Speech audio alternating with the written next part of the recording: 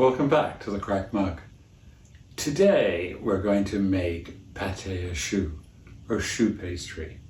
It has been around since the 16th century, believed to have been first made in France, though the Germans, the English and the Italians contest that.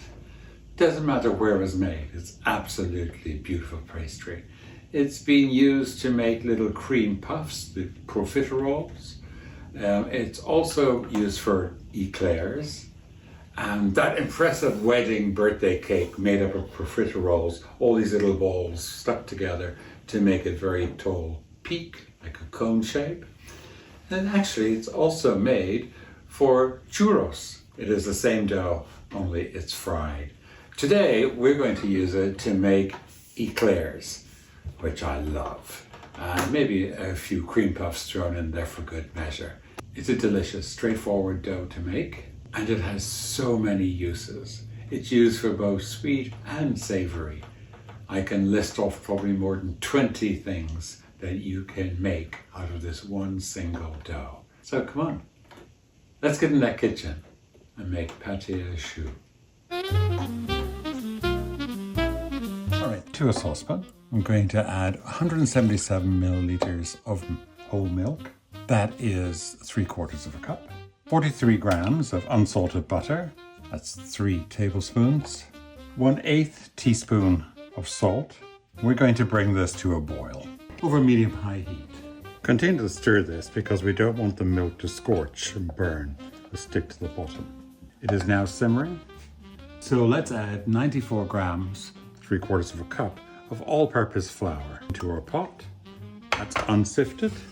And stir it really well. We want to work the flour in completely. I'm under low heat now, and keep stirring. We're going to do this for about a minute. I want to make sure the flour is completely incorporated.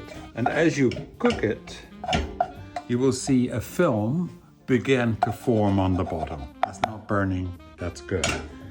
So we'll just stir it for another minute or two, and that skin on the bottom will get thicker. And this is called the drying out process. So you can see the skin at the bottom has gotten thicker.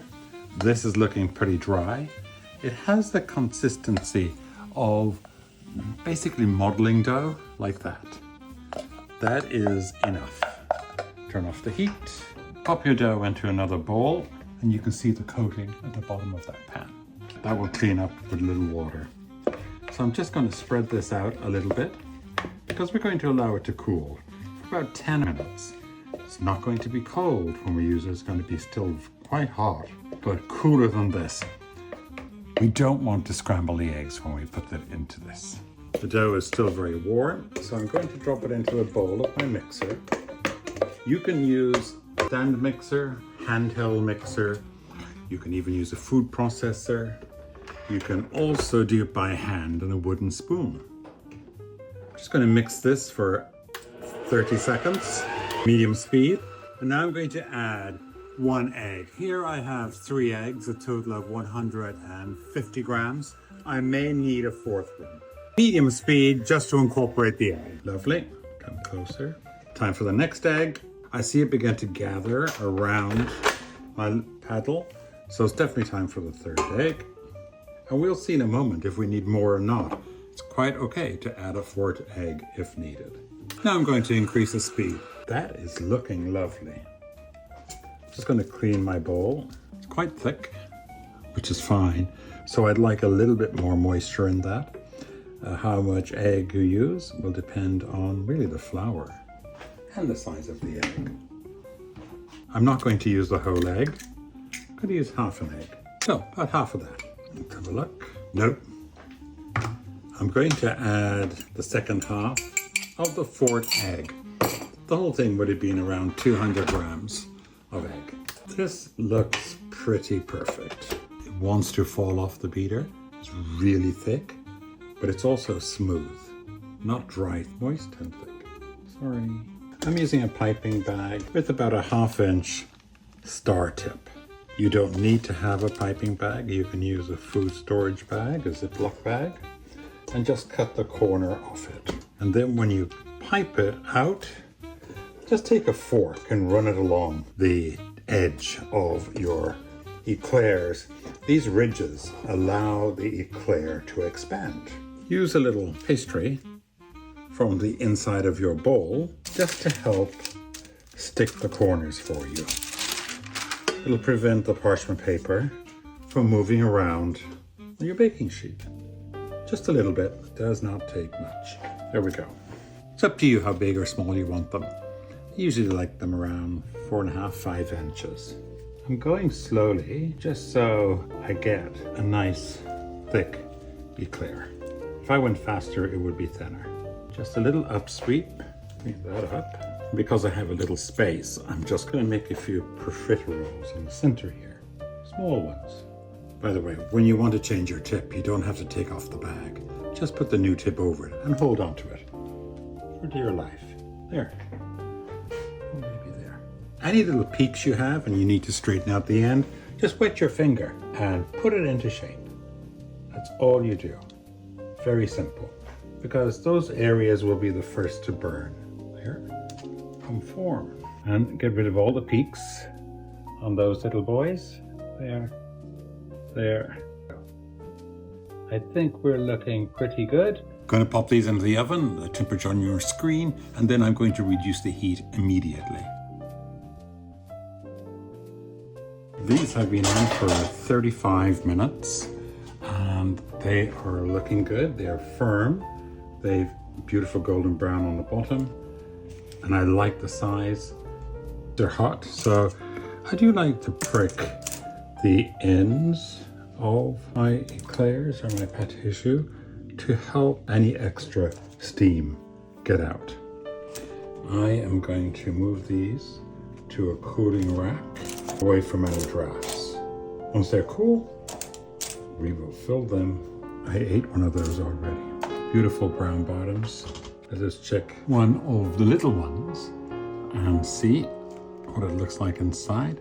There we have a beautiful pocket for a filling. Over low heat in a saucepan. You can also do all of this in a microwave. Just check it every 30 seconds to make sure it's not burning. Medium heat. In here I have really dark semi-sweet chocolate. It's 340 grams.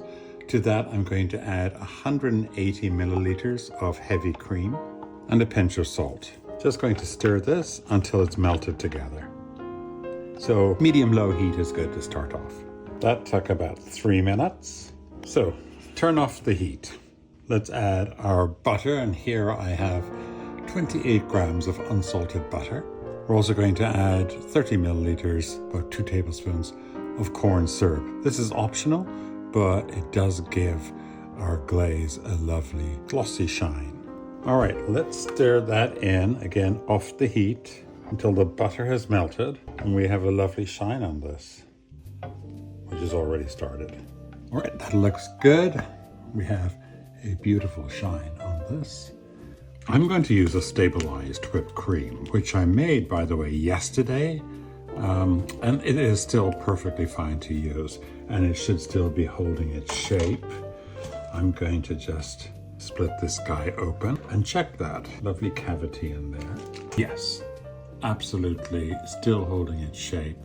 Beautiful. The recipe for this is simple. It's basically a cup of cream, a tablespoon of cream cheese, a teaspoon of vanilla essence, and also maybe a pinch of salt, about 1/8 of a teaspoon, all mixed together.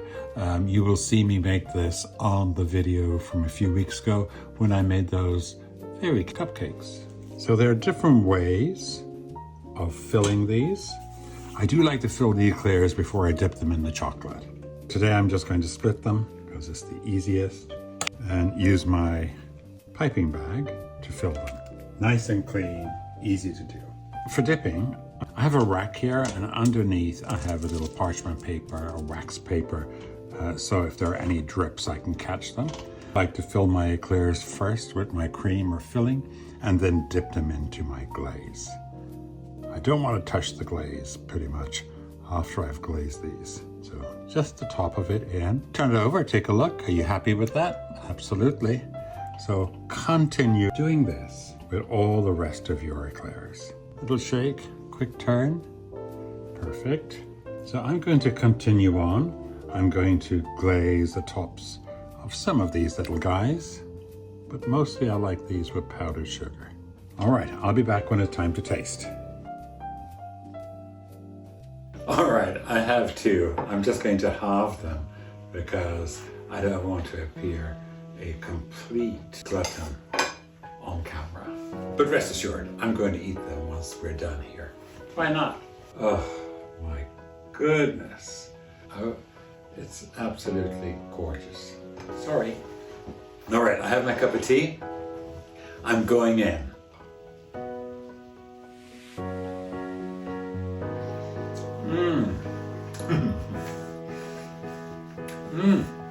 I love the flavor and texture of this dough. It's remarkable. It's perfect. It's like an eclair you could have anywhere in the world. Tastes identical. The cream filling is just full of fresh cream, even though this is the stabilized cream with a tiny bit of cream cheese in it. I use a very dark bittersweet chocolate on this. If you like eclairs, you're going to love these. So that one, just with the powdered sugar, actually you can taste the pastry even more because it's not competing with the chocolate. It's absolutely gorgeous. That's why we love cream puffs as well. I got to look at all those things.